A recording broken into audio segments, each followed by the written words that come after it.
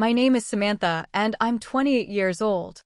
Standing in my parents' living room, I watched as they joyfully distributed colorful amusement park passes to all my nieces and nephews. The excitement filled the air as each child received their golden ticket to summer fun. But when they reached my daughter Emily, they simply skipped her, moving on to the next grandchild as if she were invisible. "Your daughter doesn't deserve special treatment like the others," my mother stated coldly as everyone watched. Before we dive into this painful story, I'd love to know where you're watching from today. If you're new here, please hit that like button and subscribe for more real family drama stories that will make you question everything you thought you knew about family bonds. The scene in my parents' living room wasn't an isolated incident, but rather the culmination of years of systematic favoritism that began long before Emily was even born. Growing up, I was always the overlooked child, forever living in the shadow of my perfect older sister, Tiffany. While Tiffany received praise for her mediocre achievements, my accomplishments were consistently diminished or outright ignored. When Tiffany brought home average grades, our parents celebrated with elaborate dinners and expensive gifts. When I achieved straight A's, the response was typically a dismissive "that's what we expect from you," or "why can't you be more like your sister in other ways?" This pattern extended to every aspect of our lives, from social activities to career choices. When Tiffany decided to drop out of college after one semester, our parents supported her finding her own path. When I wanted to pursue a master's degree, they questioned whether I was being practical and suggested I might be overreaching. The favoritism wasn't subtle, it was blatant and unapologetic. Family photos from our childhood tell the story clearly. Tiffany positions center stage, beaming, while I'm often partially cropped out or looking away from the camera, my smile forced and uncertain. This history of differential treatment set the stage for what would unfold with our own children. Tiffany's kids, Michael and Brianna, have always been treated like royalty by our parents. They receive extravagant gifts for every minor holiday, have dedicated rooms at our parents' house, and are featured prominently in every family photo and social media post. My daughter Emily, on the other hand, has always been treated as an afterthought. Her birthday gifts are noticeably less expensive and thoughtful, her achievements are met with polite acknowledgement rather than celebration, and she's often excluded from family photos or positioned on the edges. The amusement park pass incident was just the most public and humiliating example of this ongoing pattern. What made it particularly painful was that it happened in front of everyone, with Emily fully aware that she was being deliberately excluded. The look on my 7-year-old daughter's face as she watched her cousins receive passes while she was ignored will forever haunt me, a mixture of confusion, hurt, and embarrassment that no child should ever have to experience. The first major betrayal came when I confronted my husband, Daniel, about the incident that evening. Instead of supporting me and acknowledging the obvious unfairness, he sided with my parents. "You're overreacting," he said, not even looking up from his phone. "It's just an amusement park pass. Emily can go another time." His dismissiveness stung almost as much as my parents' cruelty. I had expected him to be my ally, to stand with me against this injustice, but instead, he chose the path of least resistance, maintaining family harmony at the expense of our daughter's emotional well-being. That night, as I tucked Emily into bed, she asked the question that broke my heart. "Mommy, why don't Grandma and Grandpa love me like they love Michael and Brianna? How do you explain adult dysfunction and cruelty to a child without destroying her spirit?" I swallowed my own pain and anger, focusing on protecting Emily's self-worth. "Grandma and Grandpa do love you, sweetie," I lied, my voice trembling slightly. "Sometimes grown-ups show love in different ways." Even as the words left my mouth, I knew I couldn't continue making excuses for my family's behavior. Something had to change, not just for Emily's sake, but for my own mental health. That night, after everyone was asleep, I sat at the kitchen table with a notebook, beginning to document every instance of differential treatment I could remember. This wasn't just about an amusement park pass anymore. It was about breaking a cycle of favoritism and emotional abuse that had spanned generations. I knew that confronting my parents directly would be met with denial and accusations of being oversensitive, so I needed to be strategic. I needed evidence, witnesses, and a plan that would force them to acknowledge their behavior and its impact on Emily. As I wrote, I felt a mixture of anger and determination. This wasn't just about getting Emily an amusement park pass. It was about reclaiming our worth and demanding to be treated with the basic respect and dignity that every family member deserves. The next morning, I woke up with a renewed sense of purpose.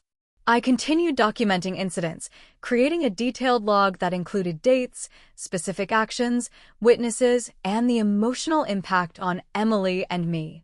My entries ranged from major exclusions to subtle but hurtful behaviors. There was the time my parents hosted a grandchildren's Easter egg hunt, but conveniently scheduled it when Emily was at her weekend art class, then posted photos of all the other grandchildren with their baskets of eggs. There was the family vacation to Disney World that included all the grandchildren except Emily, with the excuse that she was too young to enjoy it, even though Brianna, who is 6 months younger, was invited. There were the countless family dinners where Emily's dietary restrictions were ignored, causing her physical discomfort, while the other children's preferences were meticulously accommodated. Each entry in my log strengthened my resolve and provided clearer evidence of a pattern of deliberate exclusion and favoritism. As I compiled this documentation, I reached out to my childhood friend Michelle, who had witnessed my parents' preferential treatment throughout our lives. Michelle had always been the one person who validated my feelings when others dismissed them as oversensitivity. When I called her and explained what had happened with the amusement park passes, she was immediately supportive. "Sam, this has been going on your entire life," she said, her voice filled with concern. "It's one thing when it was just you, but now they're doing it to Emily. That's crossing a line." Michelle offered to help me gather additional evidence and even suggested we look through old family photos that might demonstrate the long-standing pattern of favoritism. That weekend, we met at a local coffee shop, and I showed her my documentation. As she read through my entries, her expression grew increasingly concerned. "This is worse than I thought," she said, shaking her head. "Your parents aren't just playing favorites. They're systematically excluding Emily and undermining her self-worth." Michelle suggested we visit my parents' house when they weren't home, with the excuse of helping my sister Tiffany with something, to look through old photo albums. "Visual evidence will be powerful," she explained. "People can dismiss your memories as biased, but they can't argue with photographs." The next day, while my parents were at their weekly golf outing, Michelle and I went to their house. Tiffany let us in, apparently unaware of our true purpose. As she was distracted with a phone call in the other room, Michelle and I quickly located the family photo albums in the living room bookshelf. We spent about 20 minutes carefully photographing page after page of family pictures, focusing on those that clearly demonstrated the pattern of preferential treatment.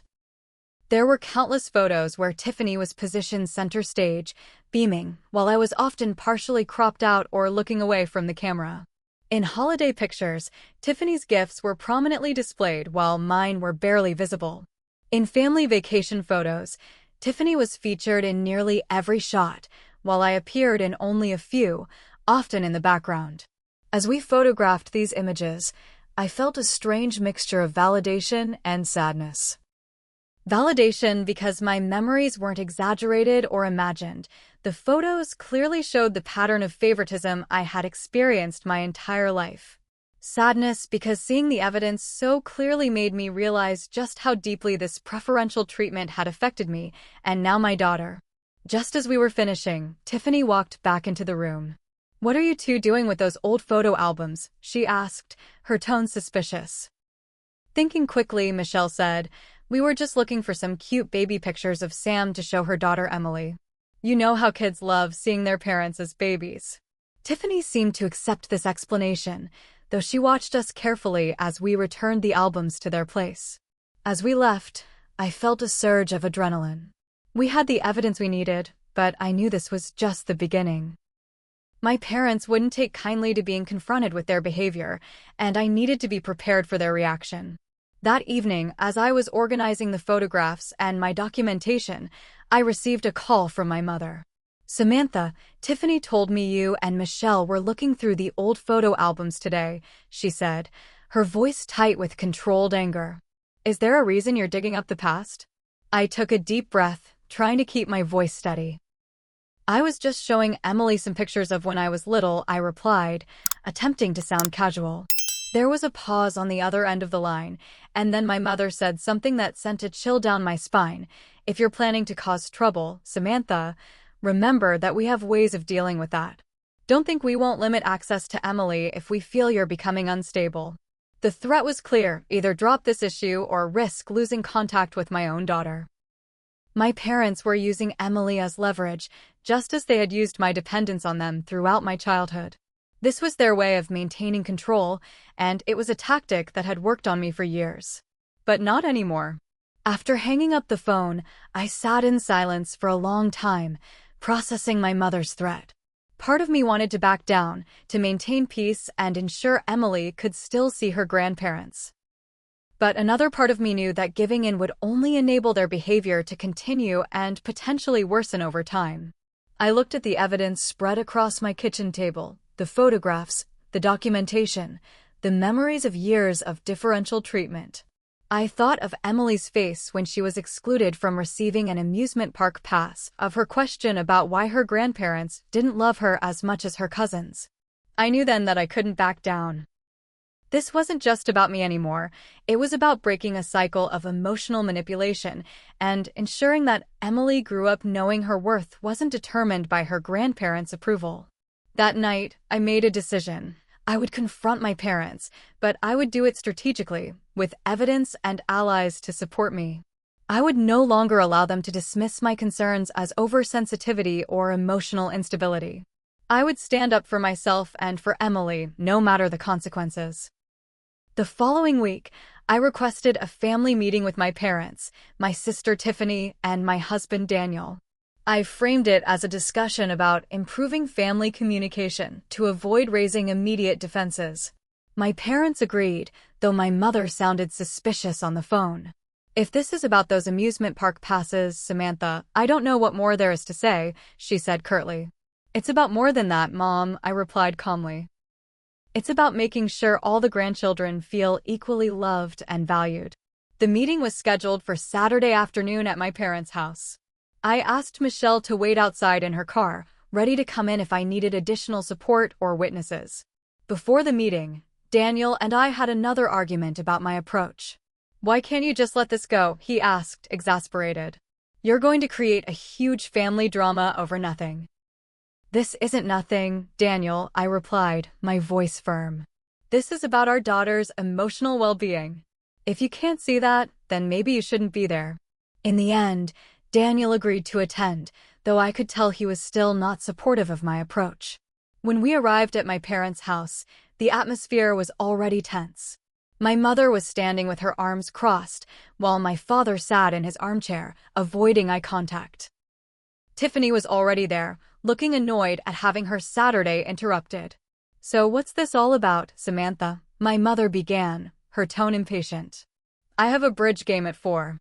I took a deep breath, trying to remain calm despite my racing heart. "I wanted to talk about how we treat all the grandchildren equally," I began, opening my notebook to the documentation I had compiled. "Specifically, I've noticed some patterns of behavior that might be unintentionally making some grandchildren feel less valued than others." As I spoke, I could see my mother's expression growing increasingly hostile. "Are you suggesting we don't love all our grandchildren equally?" she asked, her voice rising. "Because that's a terrible thing to say." "I'm not suggesting anything," I replied, keeping my voice steady. "I'm showing you evidence." I proceeded to present specific examples from my documentation, focusing on recent incidents rather than going back too far in history. I described the amusement park pass incident, the Easter egg hunt scheduled during Emily's art class, the family vacation that excluded Emily, and numerous other examples of differential treatment. As I spoke, I could see Daniel shifting uncomfortably in his seat, while Tiffany looked increasingly defensive. "These are all coincidences," my mother interrupted when I paused.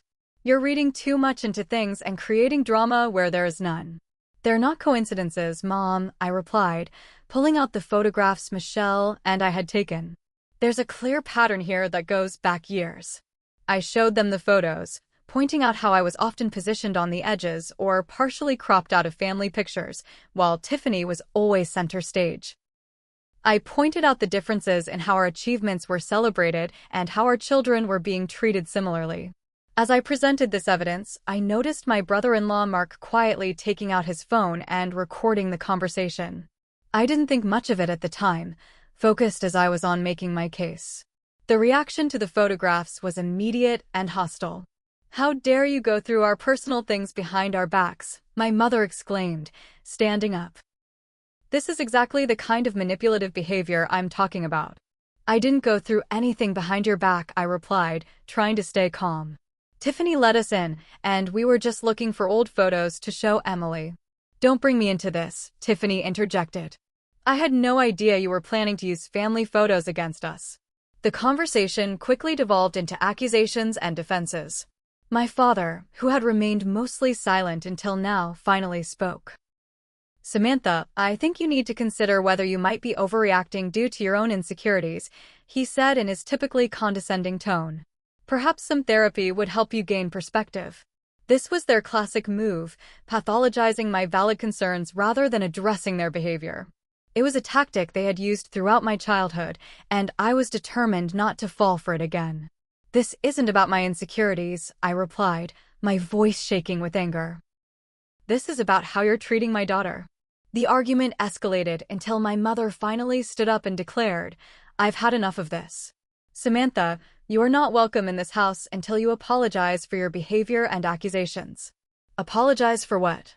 I asked incredulously. "For pointing out that you're treating my daughter unfairly. For causing this drama and attacking your family," she replied coldly. "The door is right there." I looked at Daniel, expecting him to defend me, but he remained silent, avoiding eye contact. I looked at Tiffany, who was smirking slightly, clearly enjoying my humiliation. I realized then that I was completely alone in this room. "Fine," I said, standing up and gathering my things. "But this isn't over." As I walked to the door, my mother added one final blow, "And don't think we won't reconsider our relationship with Emily if you continue this behavior. A child shouldn't be exposed to this kind of instability." The threat hung in the air as I left, slamming the door behind me.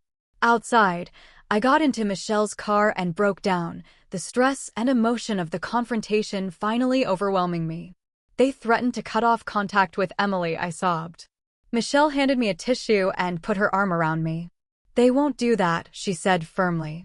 "They need Emily as much as Tiffany's kids to maintain their image as perfect grandparents. This is just a tactic to control you."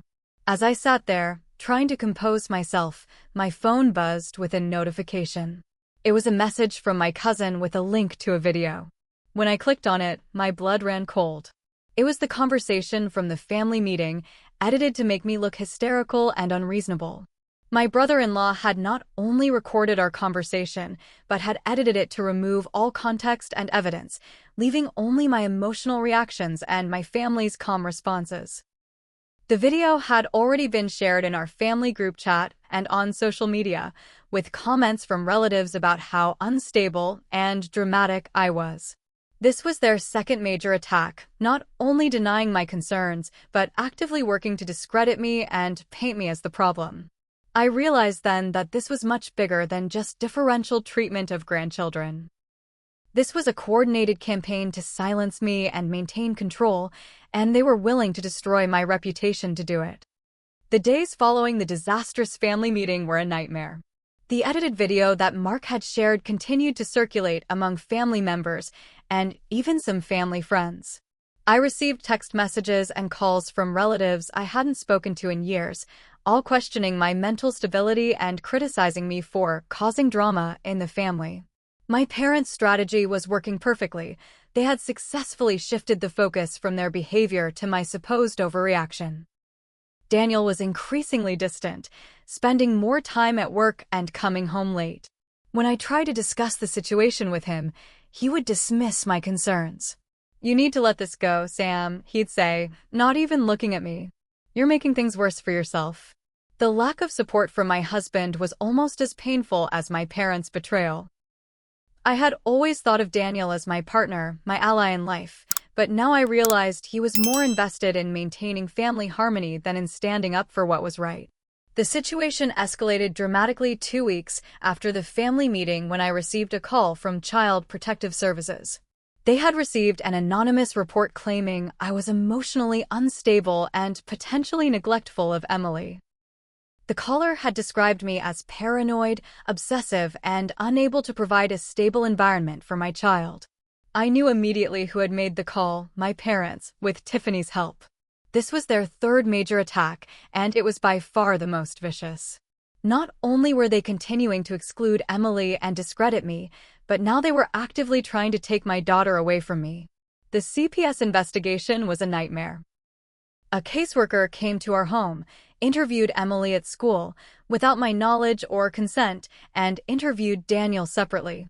They inspected our house, asked intrusive questions about our parenting, and required us to provide references from teachers, doctors, and other professionals who could vouch for our parenting. Throughout this process, I tried to maintain a semblance of normalcy for Emily, but the stress was taking its toll on both of us. Emily became increasingly anxious and clingy, having nightmares and trouble sleeping at school. I knew she was picking up on my stress, despite my best efforts to shield her from the adult drama. During this difficult time, my second ally emerged, Mrs. Rodriguez, our elderly neighbor who had been a retired social worker for 30 years. One afternoon, she saw me crying in my backyard after a particularly stressful phone call with the CPS caseworker. She came over with a plate of cookies and a listening ear. "I've seen this kind of thing before," she said after I explained what was happening. Families using Child Protective Services as a weapon in family disputes is more common than you'd think. Mrs. Rodriguez became an invaluable source of support and guidance. She reviewed all the CPS documentation, helped me prepare for interviews, and even offered to serve as a character reference. "They're looking for patterns of instability or neglect," she explained. "Your job is to demonstrate that you're a loving, stable parent who is unfortunately dealing with a toxic family situation." With Mrs. Rodriguez's help, I began to document everything related to the CPS investigation: every call, every visit, every question asked. I also started keeping a journal of my daily activities with Emily, showing our normal routine and the love and care I provided as her mother. As the investigation continued, I made a shocking discovery. While cleaning out our home office, I came across some old text messages between Daniel and my sister Tiffany from several months ago. The messages discussed how to handle Samantha's increasing sensitivity about family issues and mentioned that if things get worse, we might need to consider more drastic measures to protect the children from her instability. Reading these messages, I felt a wave of nausea. Daniel had been conspiring with my sister against me for months, possibly even before the amusement park pass incident. This revelation was devastating. Not only was my husband not supporting me, he was actively working against me with my sister. The texts also hinted at something bigger, a coordinated effort to portray me as unstable that went beyond just the family meeting video. I wondered what other drastic measures they had discussed or implemented. This discovery changed everything. I realized that Daniel couldn't be trusted and that the conspiracy against me was more extensive than I had initially thought. I made copies of the text messages and stored them in a safe place, knowing they might be useful evidence later.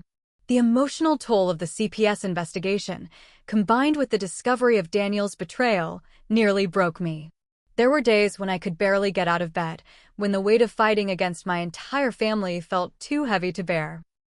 The lowest point came when Emily, sensing my distress, asked if she was going to be taken away. "Mommy, are the social workers going to take me to live with Grandma and Grandpa?" she asked one night, her eyes wide with fear. Holding my crying child, I felt a surge of anger and determination. My parents had crossed a line by involving Child Protective Services in their family drama, by using my daughter as a pawn in their power games. I knew then that I couldn't just defend myself against their accusations. I had to go on the offensive and expose their manipulation.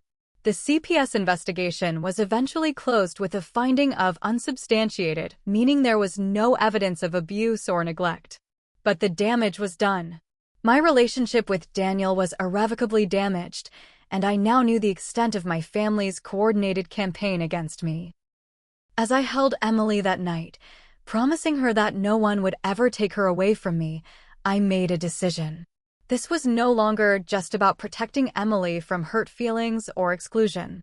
This was about protecting her from people who would weaponize child welfare services to maintain control. This was war. The closing of the CPS investigation should have brought relief, but instead, it marked the beginning of an even more challenging phase. 2 days after receiving the notification that the case was closed, I was served with court papers. My parents and sister were filing for emergency custody of Emily, claiming I was an unfit mother due to my emotional instability and paranoid accusations against family members. This was their fourth major attack, and it was the most terrifying yet. They weren't just trying to discredit me anymore. They were trying to take my child away from me permanently. The emergency custody petition was filled with distortions and outright lies. It painted me as a mentally unstable mother who was alienating Emily from her loving grandparents and aunt. It referenced the edited video from the family meeting as evidence of my hysterical and irrational behavior. It even included statements from Daniel, who apparently was now fully aligned with my parents and sister, claiming he was concerned about my mental health and Emily's well-being. Reading the petition, I felt a mixture of rage and despair. How could they do this? How could my own husband betray me so completely? The next few days were a blur of panic and frantic activity.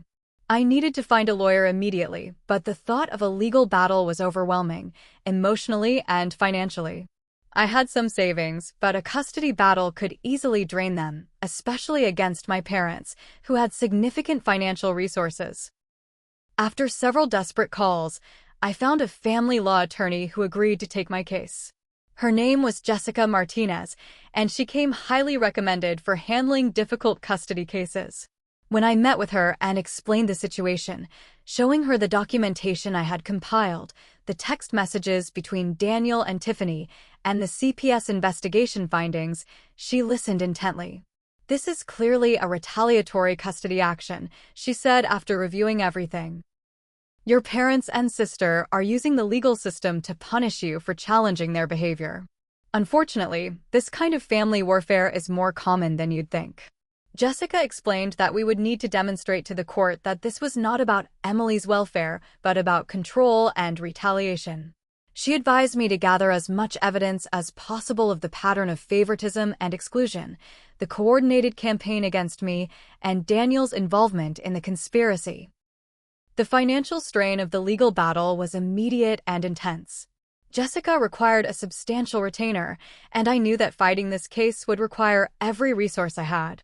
I made the difficult decision to take out a loan against my 401k, something I never thought I would do. But this was Emily's future at stake, and I would sacrifice anything to protect her. The emotional toll was even worse. Preparing for a custody battle meant reliving every painful moment, every exclusion, every betrayal. It meant exposing family dysfunction to strangers, lawyers, judges, court-appointed evaluators. It meant having my parenting scrutinized and judged by people who didn't know me or my daughter. The first court hearing was scheduled for 2 weeks after I was served with the petition. Those 2 weeks were among the most difficult of my life. Daniel moved out of our home, staying with his parents, which meant I was suddenly a single parent dealing with this crisis alone. He left me a note saying he needed space to figure things out, but that he believed Emily would be better off with my parents for now. His betrayal was complete. The night before the hearing, I sat at my kitchen table, surrounded by evidence and legal documents, feeling completely overwhelmed. I had done everything Jessica asked. Gathered documentation, lined up witnesses, prepared my testimony. But I was terrified. What if the judge believed their lies? What if they actually took Emily away from me? I thought about calling my parents, begging them to drop this, to find another way to resolve our differences. But then I looked at a photo of Emily on my refrigerator, her smiling face reminding me what was at stake. I couldn't back down now. The first hearing was a nightmare. My parents and sister sat on one side of the courtroom with their expensive lawyer, while I sat with Jessica on the other. Daniel sat with them, not even making eye contact with me. They presented their case first, painting a picture of me as an unstable, paranoid mother who was alienating Emily from her loving family. Their lawyer was skilled and persuasive, and I could see the judge's expression growing increasingly concerned as they presented their evidence. The edited video, statements from family members, Daniel's testimony about my emotional instability. When it was our turn, Jessica did her best to counter their narrative, but the judge seemed skeptical. The atmosphere in the courtroom was tense, and I felt myself growing more and more anxious as the hearing progressed. The judge finally spoke, her expression serious. Given the serious allegations and the conflicting accounts, I'm concerned about the child's immediate welfare, she said. I'm ordering a full custody evaluation by a court-appointed psychologist. In the meantime, I'm ordering supervised visitation for the mother until the evaluation is complete and we can determine what's in the child's best interest. The words hit me like a physical blow. Supervised visitation meant I could only see Emily in the presence of a court-approved supervisor. It meant my parents would likely have temporary custody of my daughter. I felt the room spinning as the reality of the situation sank in. They were actually taking my child away from me, even if only temporarily. As we left the courtroom, my mother approached me, her expression triumphant. "This is for your own good, Samantha," she said, her voice dripping with condescension. "Once you get the help you need, we can discuss what's best for Emily." I wanted to scream, to lash out, but Jessica gently pulled me away. "Don't engage with them," she whispered. "Save your energy for the real fight." That evening, I had to explain to Emily that she would be staying with her grandparents for a while. The look of confusion and fear on her face broke my heart. "Why can't I stay with you, Mommy?" she asked, tears streaming down her face. How do you explain to a 7-year-old that her grandparents are using the legal system to punish her mother? How do you reassure her when you're terrified yourself? I held her and cried with her, feeling more helpless than I had ever felt in my life. That night, after Emily was asleep at my parents' house, I sat alone in my silent home, feeling completely defeated. This was the second time I had nearly been completely defeated, first by the CPS investigation, now by this temporary loss of custody. I wondered if I could keep fighting, if I had the strength to continue this battle against my own family. As I sat there in the darkness, I considered giving up, letting them have what they wanted, hoping they would eventually leave me alone if I just stopped fighting. But then I thought of Emily growing up in that environment, learning that her worth was determined by her grandparents' approval, being taught that her mother was unstable for standing up for herself. I knew then that I couldn't give up, no matter how difficult this became. This wasn't just about custody anymore. It was about breaking a cycle of manipulation and control that had spanned generations. I would fight for Emily, and I would fight for myself, no matter the cost. The weeks following the court order for supervised visitation were the darkest of my life. I could only see Emily for 3 hours, twice a week, in the presence of a court-appointed supervisor. Each visit was emotionally draining, trying to maintain a sense of normalcy for Emily while being watched and evaluated.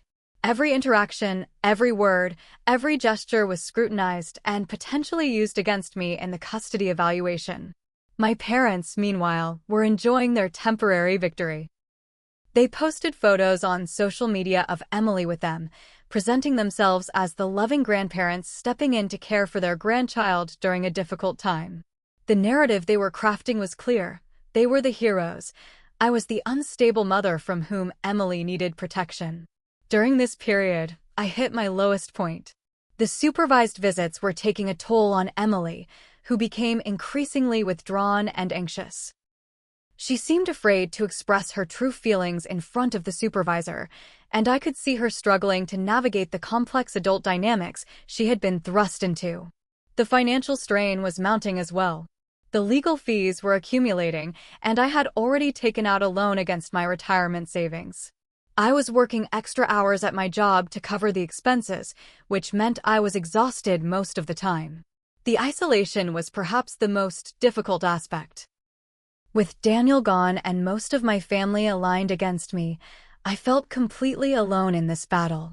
Michelle was supportive, but she had her own family and responsibilities. Mrs. Rodriguez checked in regularly, but she was elderly and couldn't provide the kind of support I desperately needed. One evening, after a particularly difficult supervised visit where Emily had barely spoken, I sat in my car and cried for nearly an hour. I felt completely defeated, wondering if I should just give up the fight and let them have their way. Maybe they were right, maybe I was unstable, maybe I was overreacting, maybe Emily would be better off without me.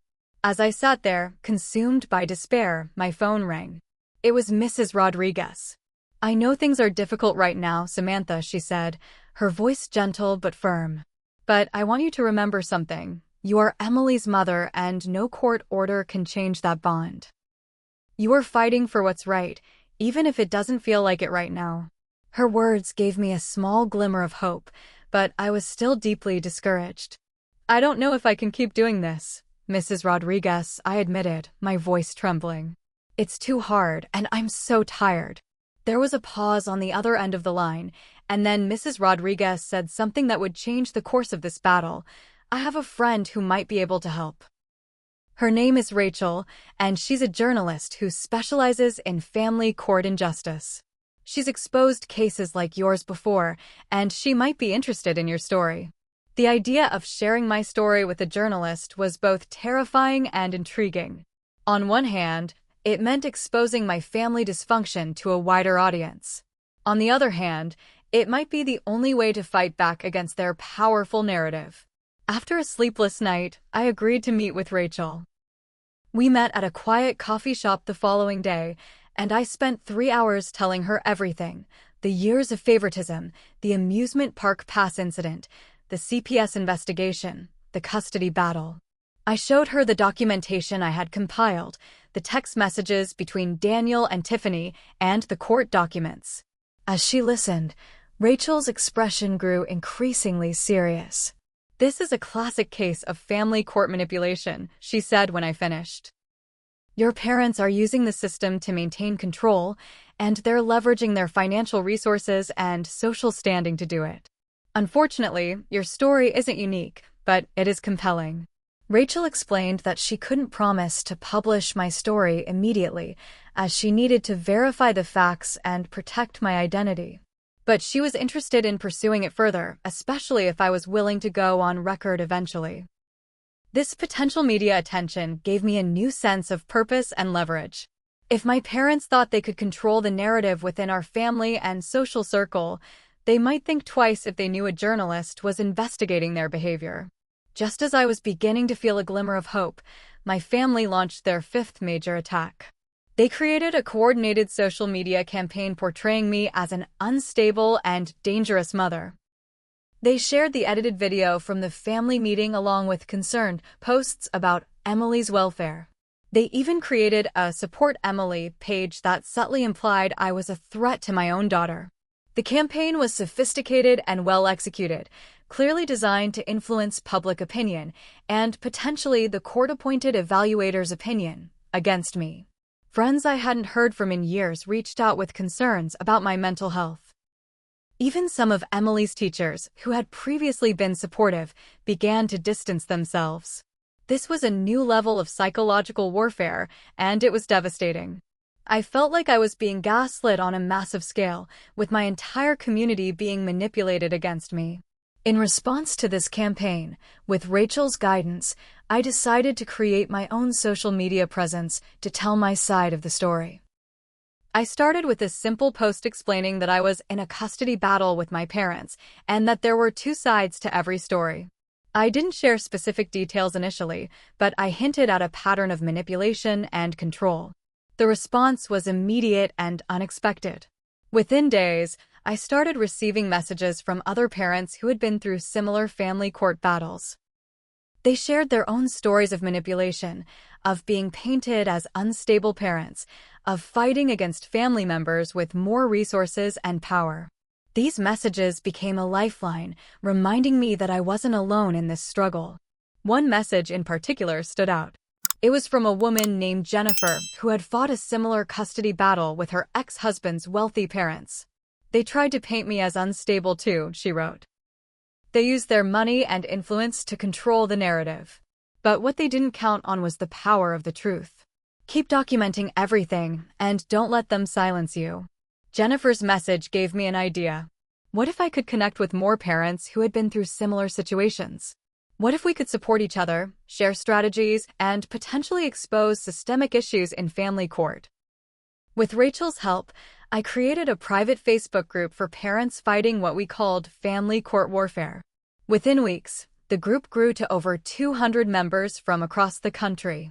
We shared resources, offered emotional support, and began documenting patterns of manipulation and abuse of the family court system. This unexpected support network became my foundation, giving me strength and validation when I needed it most. It also gave me something else: leverage. As I connected with more parents who had been through similar battles, I started to see patterns. Wealthy family members using their resources to manipulate court proceedings, parents being labeled as unstable for challenging family dynamics, court-appointed evaluators who seemed biased toward those with financial resources. These patterns weren't just happening to me, they were part of a larger systemic issue. Armed with this knowledge and the support of other parents, I began to feel a shift in my own battle. I was no longer just fighting for Emily and myself. I was fighting for all parents who had been unfairly targeted by family members using the court system as a weapon. This broader purpose gave me strength and determination I hadn't felt before. The turning point had come not from a legal victory or a family reconciliation, but from finding connection and purpose in the midst of struggle. I was no longer alone in this fight, and that made all the difference. As the custody evaluation process continued, I focused on building my support network and gathering additional evidence. The Facebook group I had created became an invaluable resource, not just for emotional support, but also for practical strategies and legal insights. Members shared experiences with court-appointed evaluators, offered advice on documentation, and provided referrals to family law experts who understood the dynamics of family court warfare. One member, a family therapist named Dr. Sarah Collins, offered particularly valuable insights. "What you're experiencing is a form of systemic family abuse," she explained in a group video call. "Your parents are using institutional power, in this case, the family court system, to maintain control and punish you for challenging their authority. This is not uncommon in families where there's a history of control and manipulation." Dr. Collins suggested that I research my parents' history of using legal threats or institutional power against family members. "Abusers often have patterns," she explained. "If they've done this to you, they may have done it to others in the past." Following her advice, I began discreetly reaching out to extended family members and family friends, asking careful questions about my parents' past behavior. I discovered that my parents had a long history of using legal threats and financial leverage to control family members. My cousin Mark revealed that they had threatened to cut off his college tuition when he announced plans to marry someone they disapproved of. My mother's own sister, my Aunt Carol, shared that my parents had used their financial influence to pressure her into selling her share of family property at below market value. Most disturbingly, I learned that my father had previously threatened to report his own brother to the authorities for fabricated financial misconduct during a business dispute. These revelations painted a clear picture of my parents as manipulative controllers who used institutional power and financial leverage to maintain dominance within the family. This information was valuable not just for my custody case, but also for the article Rachel was planning to write about family court injustice. While gathering this information, I made another discovery that would prove crucial to my case. Through a former employee of my parents' business, I learned that my sister Tiffany had been embezzling money from their company for years. The employee, who had been fired under questionable circumstances, had documentation of suspicious financial transactions and altered records. This was a bombshell that could potentially shift the balance of power in my family dynamics.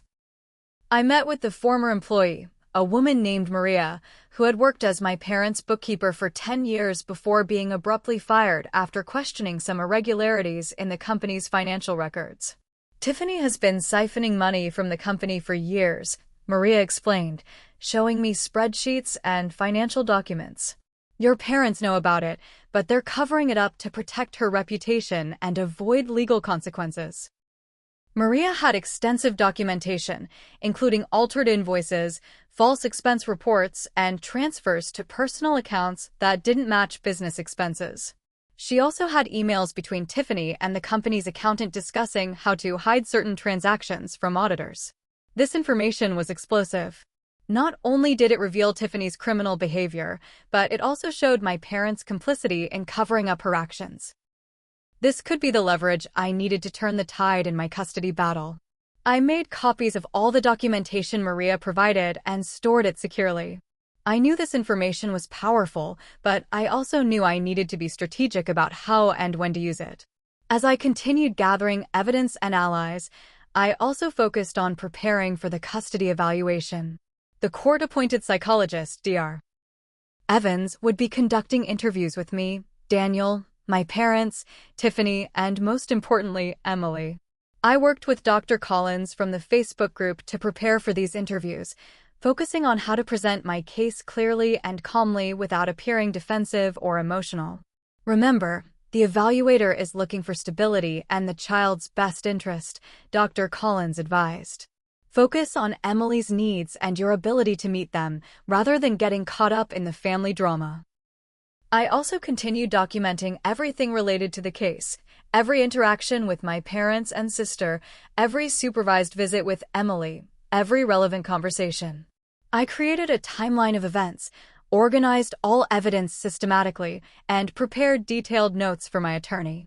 As the date for Emily's interview with Dr. Evans approached, I grew increasingly anxious.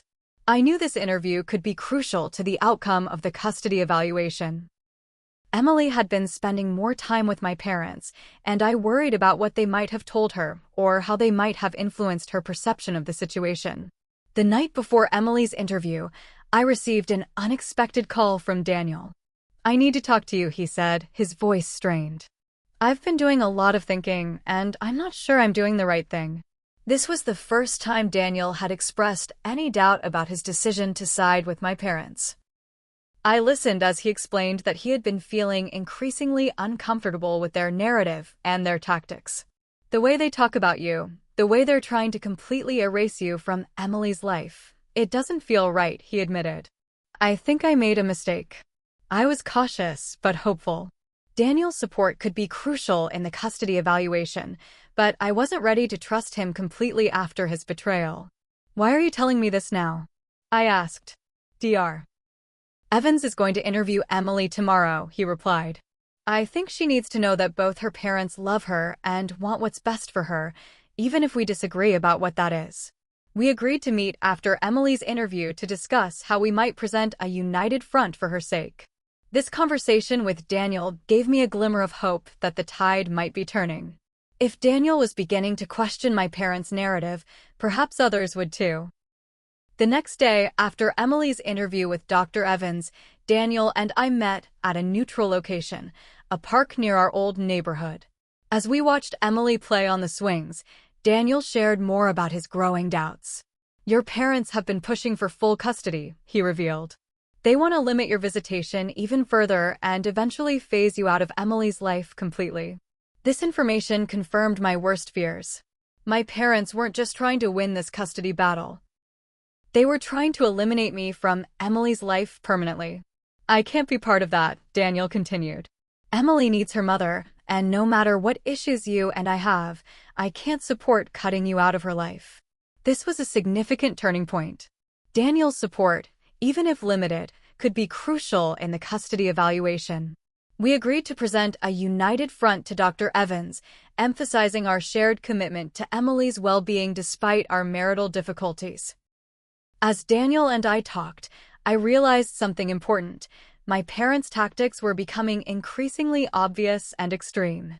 Their attempts to completely eliminate me from Emily's life, their coordinated social media campaign, their manipulation of the legal system, these actions were revealing their true nature not just to me but to others as well. This realization gave me a new sense of confidence.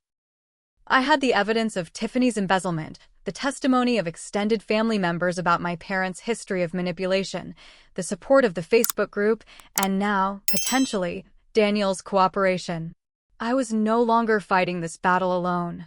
The final piece of my strategy fell into place when Rachel, the journalist, informed me that her article about family court injustice was almost ready for publication. "Your story will be featured prominently," she explained. "We're taking steps to protect your identity, but the patterns of manipulation and abuse of the system will be clear." The potential publication of this article added another layer of pressure on my parents. If their tactics were exposed publicly, it could have serious consequences for their reputation and social standing. Armed with all this information and support, I felt ready for the next phase of the battle. The custody evaluation was nearly complete, and soon we would be back in court. This time, however, I wouldn't be fighting alone. I had allies, evidence, and a strategy that went beyond simply defending myself against their accusations. This time, I would be exposing their manipulation and fighting back. The day of the custody hearing arrived with a mixture of dread and determination. I had spent weeks preparing, gathering evidence, and coordinating with my allies. Jessica, my attorney, had compiled a comprehensive presentation that would counter my parents' claims and expose their manipulation. I arrived at the courthouse early, my briefcase filled with documentation and my heart filled with anxiety. Michelle and Mrs. Rodriguez were there to support me, sitting quietly behind me in the courtroom. Daniel was also present, though he sat separately from my parents and sister, a visual representation of his shifting allegiance. The courtroom was tense as the hearing began. My parents and their attorney presented their case first, arguing that I was an unstable mother who had alienated Emily from her loving family. They showed the edited video from the family meeting, presented testimony from family members who supported their narrative, and emphasized their financial stability and extensive support system. Their attorney was skilled and persuasive, painting a picture of a loving family stepping in to care for a child whose mother was struggling with mental health issues. As I listened to their presentation, I felt a familiar wave of anxiety and self-doubt. Their narrative was compelling, and I worried that the judge would be swayed by their polished presentation and the testimony of seemingly credible family members. When it was our turn, Jessica began by systematically dismantling their narrative. She presented evidence of the pattern of favoritism and exclusion, showing how this wasn't a recent issue, but a long-standing dynamic that had now extended to Emily. She introduced the text messages between Daniel and Tiffany, revealing their conspiracy to portray me as unstable. She presented testimony from extended family members who had experienced my parents' manipulative behavior firsthand. The first surprise witness was my Aunt Carol, my mother's own sister. She testified about my parents' history of using financial leverage and legal threats to control family members. "My sister has always used intimidation to get what she wants," Carol testified, her voice steady despite the tension in the courtroom. "When I wouldn't sell my share of our family property at her price, she threatened to sue me and spread rumors about my mental stability. It's a pattern she's repeated with various family members over the years." Next, Jessica called Maria, the former bookkeeper who had evidence of Tiffany's embezzlement. Maria's testimony was explosive. She detailed years of financial fraud, showing documentation of altered records and suspicious transactions. She also testified that my parents were aware of Tiffany's actions and had actively helped cover them up to avoid legal consequences and protect their reputation. The courtroom was silent as Maria presented her evidence. My parents and Tiffany looked increasingly uncomfortable, their confident demeanor beginning to crack. Their attorney attempted to object to Maria's testimony, arguing that it wasn't relevant to the custody case, but the judge allowed it, recognizing that it spoke to issues of character and integrity. After Maria's testimony, Jessica called Daniel to the stand. This was the moment that could make or break our case. Under Jessica's careful questioning, Daniel admitted that he had conspired with Tiffany to portray me as unstable. He confirmed that my parents had pushed for full custody and wanted to limit my involvement in Emily's life. Most importantly, he testified that despite our marital difficulties, he believed I was a loving mother who had always prioritized Emily's well-being. Samantha has always been an excellent mother to Emily, Daniel stated, his voice clear and firm. Our issues are between us as adults, but she has never been anything but loving, attentive, and responsible with our daughter. This testimony was crucial. It directly contradicted my parents' claims that I was unstable and unfit to parent Emily. As Daniel stepped down from the witness stand, I could see the panic in my parents' eyes. Their carefully constructed narrative was unraveling, piece by piece. The final blow came when Jessica presented evidence of their coordinated social media campaign to portray me as unstable. She showed screenshots of posts, messages between family members coordinating their efforts, and evidence of how they had manipulated the narrative to influence public opinion and, potentially, the custody evaluation. By the time my parents' attorney began his cross-examination, their case was in tatters. The judge's expression had shifted from concern to skeptical as she listened to the evidence of manipulation, conspiracy, and financial fraud. When the hearing concluded, the judge didn't make an immediate decision, but instead ordered a full investigation into the family's business practices based on Maria's testimony about the embezzlement. She also requested a follow-up interview with Emily, now that she had heard additional context about the family dynamics. 2 weeks later, we returned to court for the final decision. The atmosphere was completely different from the previous hearing. My parents and Tiffany looked subdued and anxious, while their attorney seemed less confident. The judge began by summarizing the evidence presented, her expression serious. "This case presents a disturbing pattern of manipulation and retaliation," she began. "The evidence clearly shows that the grandparents and aunt initiated these custody proceedings not out of genuine concern for the child's welfare, but as retaliation against the mother for challenging family dynamics." She continued, addressing my parents directly. "Your attempts to systematically exclude Emily from family activities, your coordinated campaign to portray her mother as unstable, and your use of the legal system as a weapon in family disputes are deeply concerning. The evidence of financial fraud and cover-up further raises questions about your character and integrity." Then she turned to me. While the mother may have been emotional and reactive at times, her responses were understandable given the circumstances. "The evidence shows that she has always prioritized Emily's well-being and has acted to protect her from emotional harm." The judge's final decision was clear and decisive. Full custody was restored to me, with Daniel receiving standard visitation rights. The supervised visitation order was lifted immediately. Perhaps most significantly, she issued a restraining order against my parents and sister, prohibiting them from contacting me or Emily except through legal channels. "This family needs healing and distance," the judge concluded. "The grandmother and aunt are prohibited from any contact with the child for a period of 1 year, after which visitation may be reconsidered only if both parents agree and counseling is undertaken."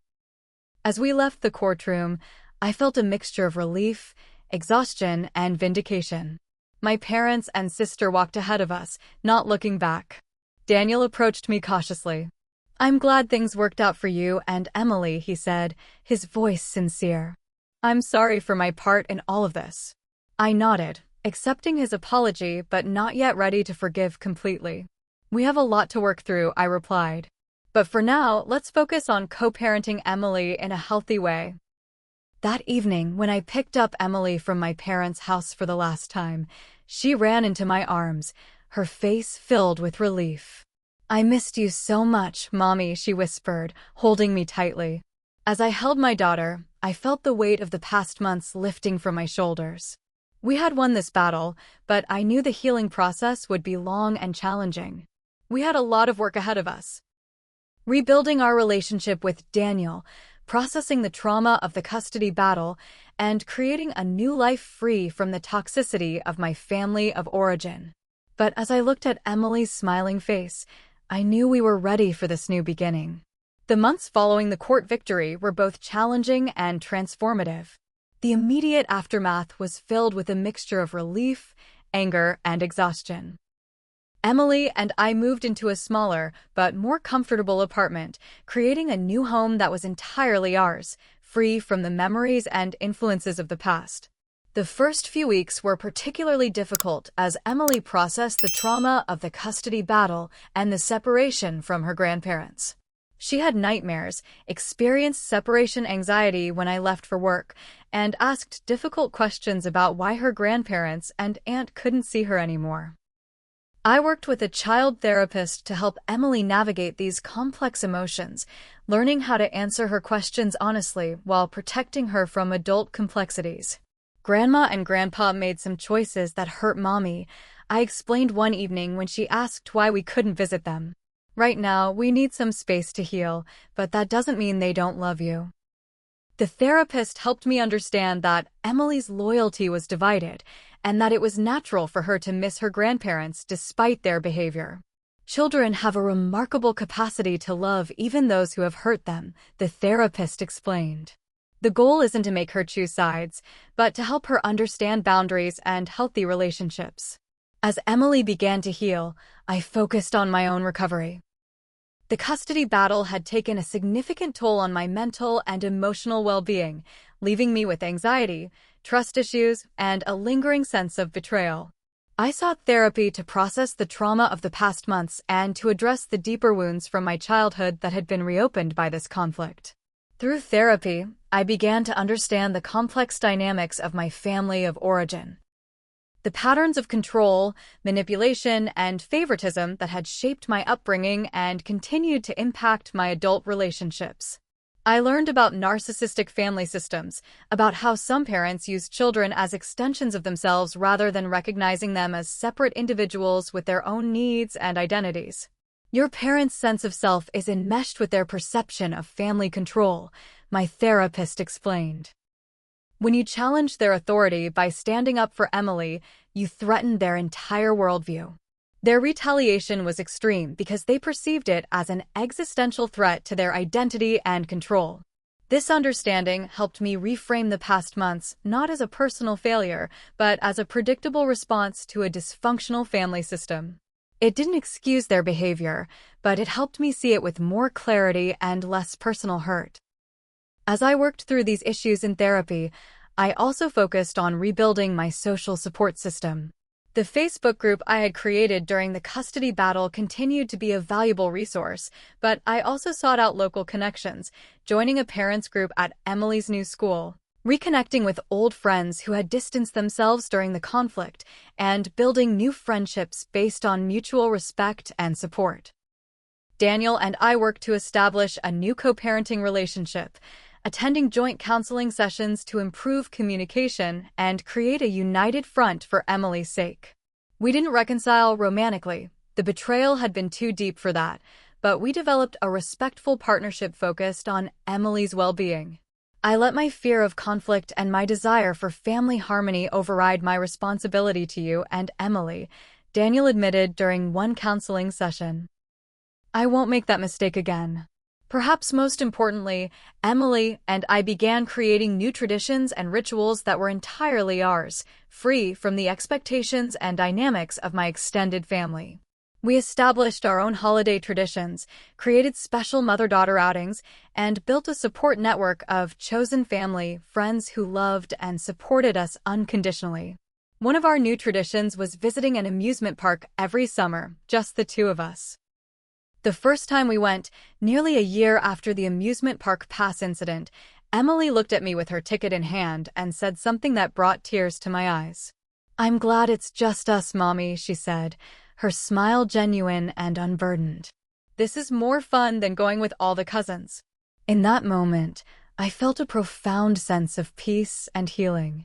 We had turned a painful memory into a positive tradition, reclaiming an experience that had been tainted by my family's exclusion. As the first anniversary of the court decision approached, Rachel's article about family court injustice was published in a national magazine. My story was featured prominently, though my identity was protected to maintain Emily's privacy. The article sparked a significant conversation about how family courts handle cases involving wealthy litigants and systemic power imbalances. I received hundreds of messages from parents who had experienced similar situations, finding validation and support through the shared experiences. The article also prompted a formal investigation into my parents' business practices, which eventually led to charges against Tiffany for embezzlement.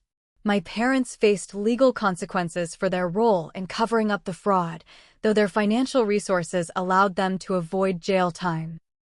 The public exposure and legal consequences seemed to humble them somewhat, though they never fully acknowledged the harm they had caused.